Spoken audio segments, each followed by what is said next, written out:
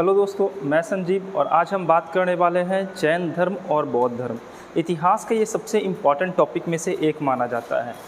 प्राचीन इतिहास में धर्म से जैन धर्म और बौद्ध धर्म से संबंधित 1 से 2 क्वेश्चन तो हर एग्ज़ाम में देखे जाते हैं। मैं कुछ क्वेश्चन लेकर आया हूँ, लगभग 25 क्वेश्चन यहाँ होगा और इस क्वेश्चन में आपको जैन धर्म से भी कुछ क्वेश्चन दिखेंगे और बौद्ध धर्म से भी, और ये आपके लिए चैलेंजेस क्वेश्चन है कि आप कितना सही कर पा रहे हो और कितने अच्छे से ये धर्म को आप ख़त्म करके रखे हो। तो हम चलेंगे एक एक करके देखेंगे, थोड़ा एक्सप्लेनेशन भी करेंगे यहाँ पर और देखेंगे कितना आपका 25 में से कितना सही हो रहा है। आप कमेंट करके बताना। हाँ, वीडियो को लाइक करना मत भूलना। पहला क्वेश्चन आपके सामने है कि किस शासक ने बौद्धों के लिए विख्यात विक्रमशिला विश्वविद्यालय की स्थापना की थी।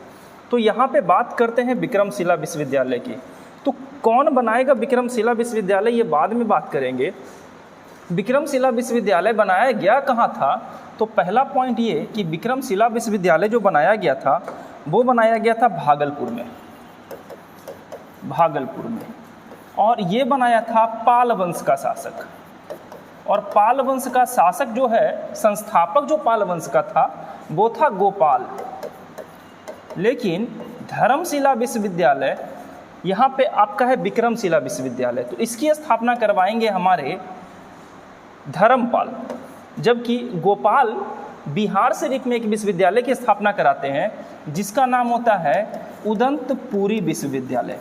तो पाल वंश के संस्थापक गोपाल ने 770 ईस्वी में स्थापना करवाया था बिहार शरीफ में उदंतपुरी विश्वविद्यालय, और उसी के तर्ज पर धर्मपाल जो गोपाल के पुत्र हैं उन्होंने बिहार के भागलपुर जिले में विक्रमशिला विश्वविद्यालय की स्थापना करवाया था। तो इसका आंसर हो जाएगा हमारा डी।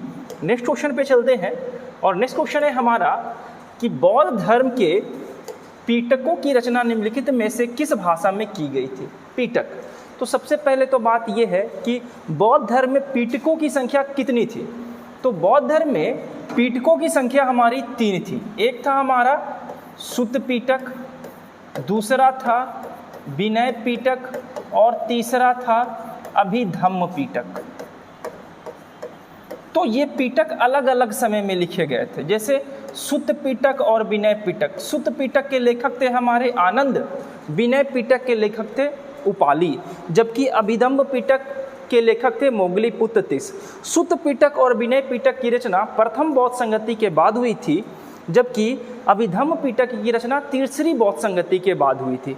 प्रथम बौद्ध संगति अगर देखिए तो ये हुआ था हमारा राजगृह में, ठीक है, और तीसरी बौद्ध संगति जो हमारा हुआ था वो अशोक के शासनकाल में हुआ था।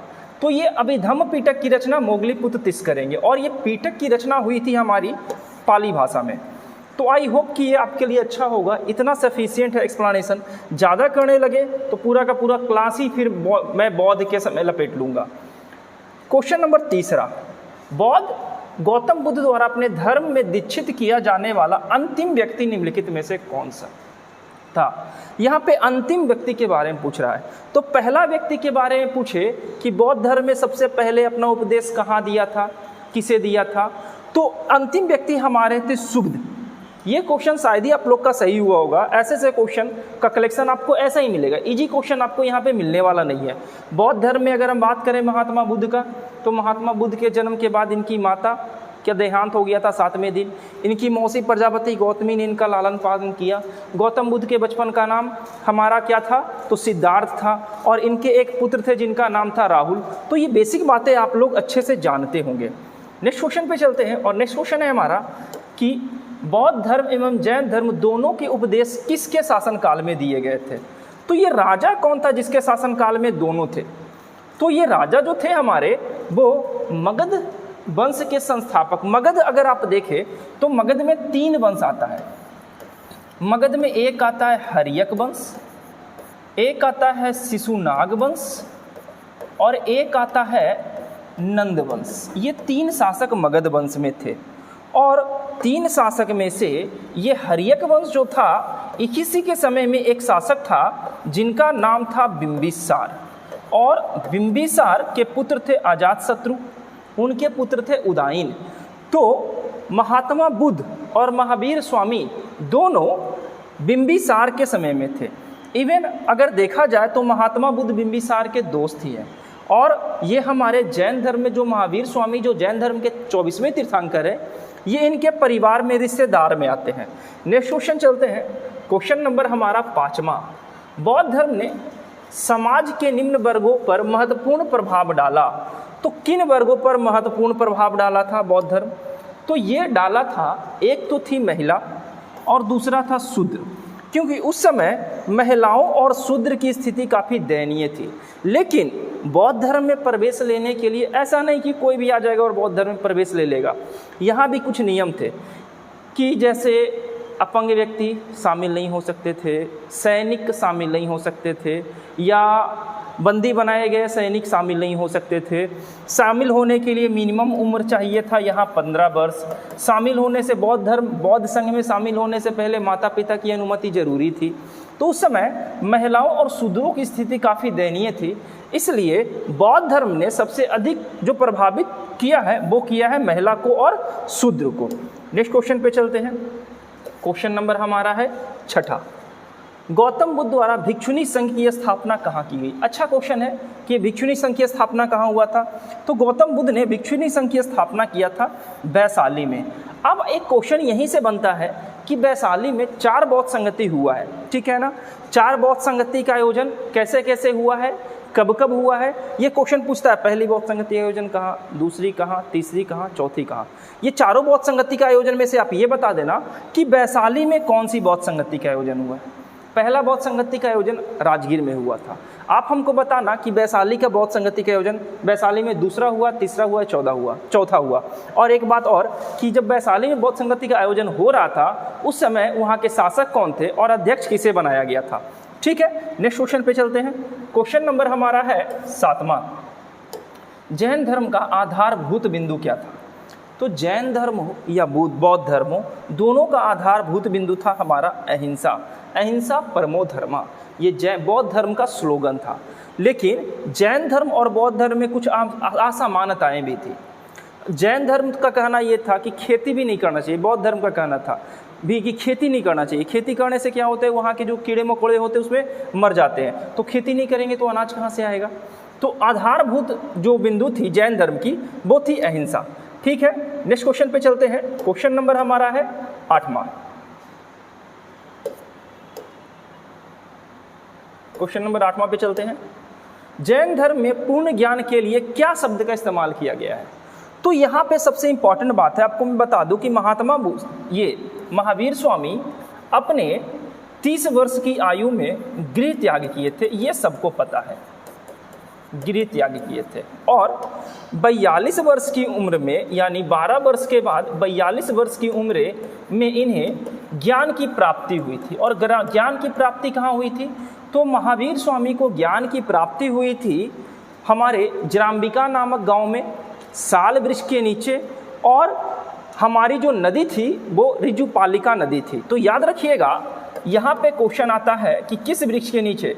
वृक्ष था साल, नदी जो थी हमारी ऋजुपालिका नदी थी, और जराम्बिक नामक गांव में हुआ था इनको ज्ञान की प्राप्ति गृह त्याग के 12 वर्ष के बाद, यानी 42 वर्ष की उम्र में।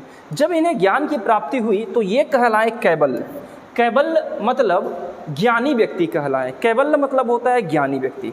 तो इसका आंसर हो जाएगा हमारा सी, कैबल्य। क्वेश्चन नंबर 9 पे चलते हैं और क्वेश्चन नंबर 9 है, निम्नलिखित में से कौन सी बात बौद्ध धर्म तथा जैन धर्म में समान थी? तो ये जो बात थी दोनों में, अभी कुछ देर पहले मैं बताया था कि दोनों में समान बात थी अहिंसा। अहिंसा परमो धर्मा, हमें हिंसा नहीं करनी चाहिए। ये दोनों में, सॉरी, इसका अहिंसा नहीं होगा, इसमें आत्मदान होगा। इसका आंसर होगा आत्मदमन।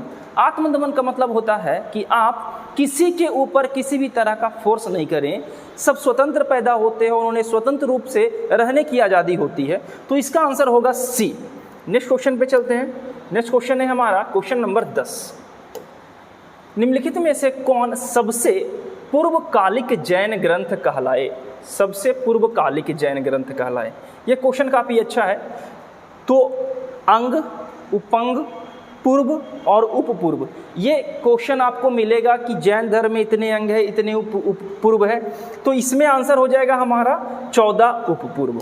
नेक्स्ट क्वेश्चन पे चलते हैं। Question number 11। भागवत संप्रदाय के विकास में किसका योगदान अत्यधिक है?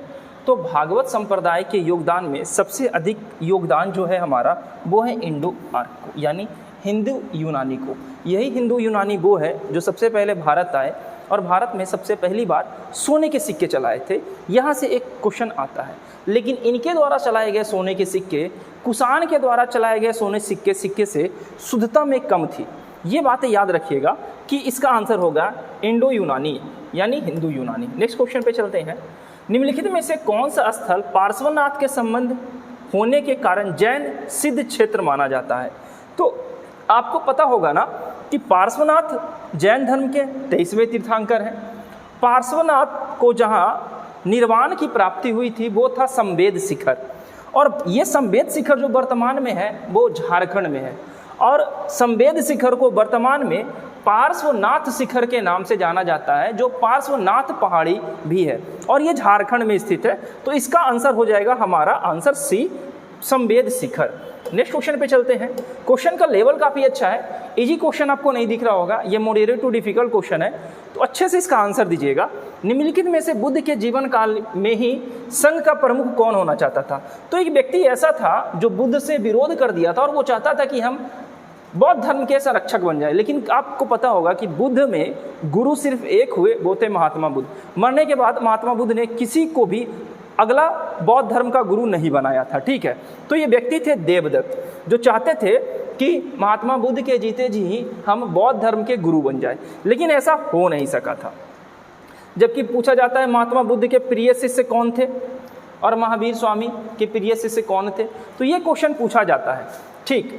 वही है ना महात्मा बुद्ध के प्रिय शिष्य अंगद, जिनके कहने पे महात्मा बुद्ध ने महिलाओं को प्रवेश दे दिया था बौद्ध धर्म में, और पहली महिला थी प्रजापति गौतमी जो महात्मा बुद्ध की मौसी थी, जिन्होंने बौद्ध धर्म में प्रवेश संघ में प्रवेश लिया था, ठीक है। अगला क्वेश्चन, गौतम बुद्ध ने अपनी मृत्यु के उपरांत बौद्ध संघ के नेतृत्व के लिए किसे नामित किया था? तो अभी मैं बताया कि गौतम बुद्ध मरने के बाद किसी को भी बौद्ध धर्म का अपना गुरु नहीं माना था, तो इसका आंसर हो जाएगा हमारा डी, इनमें से कोई नहीं, यानी किसी को भी नहीं। जबकि जैन धर्म में टोटल 24 तीर्थंकर हुए। ऋषभदेव पहले थे और महावीर स्वामी 24वें थे। महावीर स्वामी ने 5वां व्रत जोड़ा था जिनका नाम था गृह त्याग की घटना, उसको क्या कहते हैं? ब्रह्मचर्य, ठीक है। अच्छा, ज्ञान की प्राप्ति महात्मा बुद्ध हो चाहे महावीर हो, दोनों को विवाह इवन एक बच्चे के बाद ही आया था। महावीर स्वामी की एक बेटी थी, ठीक है, और जिनका नाम था अनुज्जय या प्रियदर्शनी, जबकि महात्मा बुद्ध का एक बेटा था जिनका नाम था राहुल, ठीक। कभी कभी तो घोड़ा का नाम पूछ लेता है कि महात्मा बुद्ध के घोड़े का नाम क्या था? कंथक था। अच्छा, सारथी का नाम भी पूछ लेता है, जब महात्मा बुद्ध घर से निकले थे तो सारथी का नाम क्या था? तो सारथी का नाम चन्ना था, घोड़े का नाम कंथक था, याद रखिएगा, दोनों क्वेश्चन पूछा हुआ है। जैन समुदाय में प्रथम विभाजन के श्वेतांबर संप्रदाय के संस्थापक कौन थे? अच्छा क्वेश्चन है। तो ये श्वेतांबर और दिगंबर जैन धर्म में आया कहाँ से? तो कहा जाता है कि मगध में 12 वर्ष का लंबा अकाल पड़ा, और 12 वर्ष के लंबा अकाल के कारण जो हमारे स्थूलभद्र थे वो क्या किए, ये जो क्षेत्र था हमारा, ये जो क्षेत्र है हमारा, ये तो स्थूलभद्र यहाँ था हमारा मगध का क्षेत्र, और यहाँ से स्थूलभद्र यहाँ चले आए, यानी कर्नाटक के क्षेत्र चले आए। कर्नाटका का श्रवणबेलगोला वो चले आए इस समय जब अकाल पड़ा, ठीक है। अकाल खत्म होने के बाद जब स्थूलभद्र यहाँ से मगध लौटते हैं तो वो पाते हैं कि स्थानीय जो है जैन मुनि, उन्होंने जैन धर्म का पालन नहीं किया है, इसलिए प्रथम जैन संगति का आयोजन किया गया चंद्रगुप्त मौर्य के समय में, ठीक। और उसके समय अध्यक्ष बनाया गया भद्रबाहु को। इधर ये जो थे ये कहलाए श्वेतांबर, जो मगध के जैन थे वो श्वेतांबर कहलाए, और जो कर्नाटक के क्षेत्र में जैन थे वो कहलाए दिगंबर। दिगंबर नग्न अवस्था में रहते थे, जबकि श्वेतांबर श्वेत वस्त्र धारण करते थे। और आपको पता होगा कि महावीर स्वामी भी नग्न अवस्था में रहते थे, वो भी वस्त्र धारण नहीं करते थे, मूर्ति पूजा का विरोध करते थे, लेकिन श्वेतांबर श्वेत वस्त्र धारण करते थे। तो जब ये स्थूलभद्र को पता चला तो स्थूलभद्र जैन धर्म से अलग होने का निश्चय किया, ठीक है। और जैन धर्म से अलग होकर एक संप्रदाय बनाया जिसे कहा गया श्वेतांबर और एक को कहा गया दिगंबर। दक्षिण के जो क्षेत्र के लोग थे उसे कहा गया दिगंबर, जबकि मगध के क्षेत्र को कहा गया श्वेतांबर।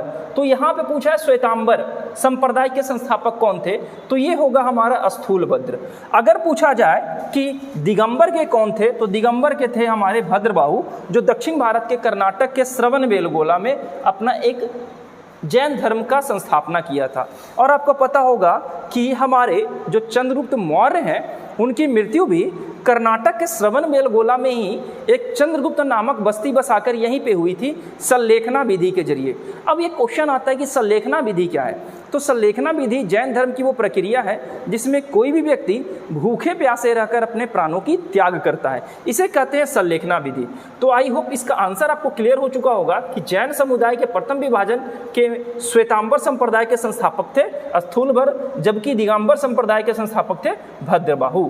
नेक्स्ट क्वेश्चन पे चलते हैं और नेक्स्ट क्वेश्चन है हमारा ये, द्वितीय जैन महासभा का आयोजन कहाँ हुआ था। तो द्वितीय जैन महासभा का आयोजन लगभग 521 ईस्वी में हुआ था, वल्लभी गुजरात में हुआ था, वल्लभी में हुआ था। और कभी कभी पूछ लेता है वल्लभी कहाँ है, तो वल्लभी हमारा है गुजरात में। जबकि पूछे पहली बौद्ध जैन संगति का आयोजन कहाँ हुआ था, तो वह हमारे चंद्रगुप्त मौर्य के शासनकाल में हुआ था, 321 ईस्वी पूर्व में हुआ था जैन महावीर स्वामी चंद्रगुप्त मौर्य के शासनकाल में, और वो हुआ था पाटलिपुत्र में, जबकि दूसरा हुआ है वल्लभी गुजरात में।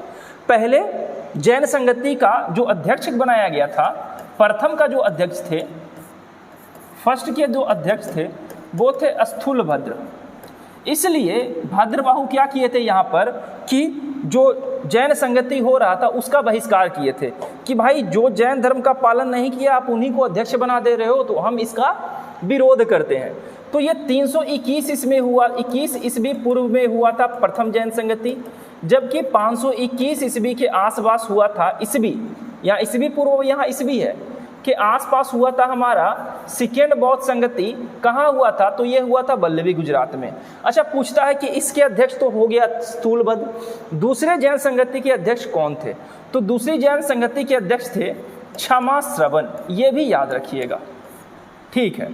नेक्स्ट क्वेश्चन पे चलते हैं। नेक्स्ट क्वेश्चन है हमारा क्वेश्चन नंबर 17, जैन साहित्य का संकलन किस भाषा में किया गया है। साहित्य का संकलन, तो जैन संगति का संकलन जो किया गया है वो हमारा है प्राकृत और अर्ध मगधी भाषा में किया गया है, ठीक है। आगे चलते हैं, नेक्स्ट क्वेश्चन पे चलते हैं। जरूरी नहीं कि हर क्वेश्चन का एक्सप्लेनेशन हो ही। निम्नलिखित में से कौन सा एक अन्य तीनों से के समकालीन नहीं थे, तो इनमें से कौन थे जो एक साथ थे और उनमें से एक अलग है। तो अभी मैं कुछ देर पहले बताया था कि जिस समय गौतम बुद्ध थे उस समय हमारे बिंबिसार थे, और आपको पता होगा कि बिंबिसार का जो विवाह हुआ है प्रसेनजीत की बहन से हुआ है। तो प्रसेनजीत, बिंबिसार और गौतम बुद्ध तीनों एक समय थे, तो इसका आंसर हो जाएगा मिलिंद पनाहो नामक पुस्तक में लिखा गया है, ठीक है। तो ये बिंबिसार, गौतम बुद्ध और प्रसेनजीत तीनों एक साथ थे, जबकि मिलिंद इस समय नहीं थे, तो इसका आंसर होगा हमारा सी। क्वेश्चन नंबर 19, महायान बौद्ध धर्म में बोधि अस्तित्व अवलोकितेश्वर को और किस अन्य नाम से जानते हैं, तो ये इस नाम से जाना जाता है, ये हमारा है पक्षपाणी, इस नाम से ये जाना जाता है, ठीक है। नेक्स्ट क्वेश्चन पे चलते हैं, क्वेश्चन नंबर 20, लास्ट ही होने वाला है, 25 क्वेश्चन रखे हैं, ज़्यादा क्वेश्चन है भी नहीं। आपको लग रहा होगा ये क्वेश्चन सीधा सीधा है भी नहीं, आप अगर ये क्वेश्चन अगर आप पढ़े ऐसा कलेक्शन तो काफ़ी अच्छा है। मेरी बैचेज ऑलरेडी ऑफलाइन चलती है, बिहार शरीफ, नालंदा डिस्ट्रिक्ट, एतवारी बाजार। अगर किन्हीं को पढ़ना होगा तो आ सकते हैं आप। मैं प्रायोरिटी देता हूँ हिस्ट्री, पॉलिटी, ज्योग्राफी, क्योंकि यहाँ बीपीएससी की क्लासेस होती है और इस बेसिस पे होती है ताकि बच्चा क्रैक कर सके एग्ज़ाम। और अब जैसा कि आप देख रहे होंगे कि जो टीचर का एग्ज़ाम लिया गया है उसका पैटर्न चेंज कर दिया गया, क्वेश्चन अब नए मार्केट में बनाए जा रहे हैं, तो नए क्वेश्चन बनाए जा रहे हैं, तो ऐसा क्वेश्चन दिखेगा आपको जो मैं बनाकर अभी आपको दे रहा हूँ। तो ऐसा नहीं कि वही पुराना ढर्रा रिपीट करते रहे, उससे अब काम चलने वाला नहीं, थोड़ा अपने आप को अपग्रेड करना पड़ेगा एग्ज़ाम निकालना है। तो क्वेश्चन नंबर हमारा 20, बौद्ध धर्म में महायान और हीनयान संप्रदायों के सर्वप्रथम सर्वाधिक मौलिक अंतर कौन सा है। तो हीनयान और महायान, आपको एक पता होगा ना कि एक बौद्ध धर्म भी मूर्ति पूजा का विरोध करता था, बिल्कुल करता था, लेकिन बौद्ध धर्म ही महात्मा बुद्ध के मरने के बाद बट गया, एक हीनयान में और एक महायान में बट गया। क्वेश्चन आता है कि किस बौद्ध संगति के बाद बौद्ध धर्म 4 भागों में बट गया? तो चौथी बौद्ध संगति के बाद, जिस समय कनिष्क के शासनकाल में प्रथम शताब्दी में बौद्ध धर्म की चौथी संगति हुई थी। ठीक है, तो इस समय हीनयान और महायान में बट गया। महायान जो था वो मूर्ति पूजा करता था, जबकि हीनयान मूर्ति पूजा में विरोध करते थे। अभी भी आप देखते हैं कुछ बौद्ध ऐसे हैं जो बुद्ध भगवान पे प्रसाद चढ़ाते हैं या कुछ भी चढ़ाते हैं, लेकिन बौद्ध धर्म में ऐसा माना था, मूर्ति पूजा के विरोध करते थे। तो यहाँ आंसर होगा इसका सी, देवी देवताओं की पूजा करना। ठीक है, क्वेश्चन नंबर 21, जैन धर्म श्वेतांबर और दिगंबर संप्रदायों में कब विभाजन हुआ? बहुत अच्छा, जैन धर्म कब अलग हो गया? तो मैं आपको अभी थोड़ी देर पहले बताया था कि जैन धर्म में प्रथम जैन संगति का आयोजन 321 BC में चंद्रगुप्त मौर्य के समय में हुआ था, और इस समय ही जैन धर्म श्वेतांबर और दिगंबर में विभाजित हो गया था। श्वेतांबर के संस्थापक थे स्थूलभद्र, जबकि दिगंबर के संस्थापक थे भद्रबाहु। भद्रबाहु दक्षिण के जैन कहलाए, जबकि श्वेतांबर जो थे वो मगध के जैन कहलाए। ये श्वेत वस्त्र पहनते थे, जबकि ये नग्न अवस्था में रहते थे। चंद्रगुप्त मौर्य की मृत्यु दक्षिण भारत में हुई थी, कर्नाटक के श्रवणबेलगोला क्षेत्र में चंद्रगुप्त नामक बस्ती बसाकर, और संलेखना विधि से मौर्य अपने प्राणों को त्याग किया है। संलेखना विधि जैन धर्म में एक प्रक्रिया है जिसमें कोई भी मरता है तो मरने से पहले वो भूखे प्यासे रहता है जब तक कि उसका प्राण ना निकल जाए। तो ये होगा चंद्रगुप्त मौर्य के समय, इसका आंसर हो जाएगा ए। ठीक है, क्वेश्चन नंबर 22, निम्न में से कौन एक त्रिपिटक का अंग नहीं है? तो त्रिपिटक तो पूछता है कि त्रिपिटक किसका है, बौद्ध धर्म का कि जैन धर्म का? तो त्रिपिटक जो हमारा है वो है बौद्ध धर्म का। पहली बात तो ये याद रखिएगा, ये बौद्ध धर्म से संबंधित है त्रिपिटक। ठीक, ये पहला बात। दूसरा बात, ये त्रिपिटक में 3 बुक है, जो पुस्तक है, कौन कौन है? तो एक तो हमारा है विनय पिटक, दूसरा हमारा है सुत पिटक, और तीसरा हमारा जो है वो है अभिधम्म पिटक। ये 3 हुए। अब कभी कभी आपसे पूछ लेगा इसकी रचना किन्होंने की थी? तो इसके रचना थे, इसके जो रचनाकार थे ये थे उपाली। इसके रचनाकार जो थे वो थे आनंद, जो गौतम बुद्ध के प्रिय शिष्य थे, और इसके रचनाकार थे मोगलीपुत्तिस। और मोगलीपुत्तिस तीसरे बौद्ध संगति के अध्यक्ष भी रह चुके हैं। तो यहाँ पूछा जा रहा है कि इनमें से कौन अंग नहीं है? तो सुत पिटक आपको दिख रहा है, अभिधम्म पिटक भी है और विनय पिटक भी है। तो इसका आंसर क्या हो जाएगा? तो इसका आंसर हो जाएगा हमारा ए, यानी कि जातक कथा। ये इसमें आंसर नहीं होगा, यानी इसका आंसर हो जाएगा डी। ठीक है, आगे चलते हैं। क्वेश्चन नंबर 23, महावीर ने जैन संघ की स्थापना कहाँ की थी? महावीर स्वामी के बारे में बात कर रहे हैं। तो आपको पता होगा कि जैन धर्म में कुल 24 तीर्थंकर हुए। जैन धर्म में कितने तीर्थंकर हुए? कुल 24 तीर्थंकर हुए। अच्छा, तीर्थंकर मतलब क्या होता है? एक बात हमसे ये पूछ दिया गया, एक बच्चा पूछ लिया, सर तीर्थंकर 24 तीर्थंकर, तीर्थंकर मतलब होता क्या है? तो तीर्थंकर मतलब होता है मार्ग, यानी रास्ता दिखाने वाला, कि जीवन में आपके लिए क्या सही है और क्या करना चाहिए आपको। ठीक है, उसे कहते हैं तीर्थंकर। और तीर्थंकर समाज में काफ़ी ज़्यादा परिवर्तन लाए थे। जैन धर्म और बौद्ध धर्म में जो महावीर और महात्मा बुद्ध थे उन्हें भगवान का दर्जा दिया जाता है, और यहाँ तक कि महात्मा बुद्ध को तो विष्णु का 9वां अवतार बताया गया है। ठीक है, 10 अवतार हुए ना विष्णु के, जिसमें से 9वें अवतार बताए गए हैं गौतम बुद्ध को। ठीक है, तो तीर्थंकर मतलब होता है मार्ग दिखाना, रास्ता दिखाना, कि जीवन में आपको क्या कैसे सही है, क्या करना चाहिए। तो जैन संघ की स्थापना कहाँ किए थे? तो जो महावीर स्वामी थे हमारे, महावीर स्वामी की मृत्यु कहाँ हुई थी? तो पावापुरी में हुई थी। पावापुरी मेरे से लगभग 10 किलोमीटर की दूरी पर है, और यहीं पे इनको दफन कर दिया था। मल्ल के शासक थे, सुसुप्तपाल के समय में इनका देहांत हुआ था। तो महावीर स्वामी ने पावापुरी में ही जैन धर्म की स्थापना की थी। तो इसका आंसर हो जाएगा ऑप्शन बी। ठीक है, लास्ट ऑप्शन, सेकेंड लास्ट। अनुव्रत शब्द किस धर्म में जोड़ा गया है? अनुव्रत, जैन धर्म, बौद्ध धर्म। तो अनुव्रत जोड़ा गया था जैन धर्म में। हम जैन धर्म बौद्ध धर्म देख रहे हैं तो जैन धर्म होगा। ठीक है, नेक्स्ट क्वेश्चन पे चलते हैं। नेक्स्ट और लास्ट क्वेश्चन। मुझे लगता है कि ये वीडियो आपको के लिए काफ़ी लाभदायक हुआ होगा। क्वेश्चन भी आप काफ़ी सही कर चुके होंगे और आप देख भी रहे होंगे कि क्वेश्चन का लेवल उस तरीके से नहीं है कि आप इजी वे में आंसर दे दो। ठीक है, अब चलते हैं लास्ट क्वेश्चन। परिशिष्ट पर्व जो एक जैन ग्रंथ से संबंधित रचना है, के रचयिता कौन थे? इसको मैं छोड़कर जा रहा हूँ, इसका आंसर आप लोग देना कि इसके रचयिता कौन थे। ठीक है, अब ये क्वेश्चन का आंसर कमेंट में करना और कमेंट में हमें ये भी करना कि 24 क्वेश्चन जो आप लोग किए हो इसमें से आप कितने क्वेश्चन का आंसर सही कर लिए, कितना जानते थे। बीपीएससी आपको अब 4 ऑप्शन ही देगा और निगेटिव 1/3 होगा। तो बीपीएससी का तैयारी जो बच्चे कर रहे हैं वो सीरियस नहीं, काफ़ी ज़्यादा सीरियस होने की बात है।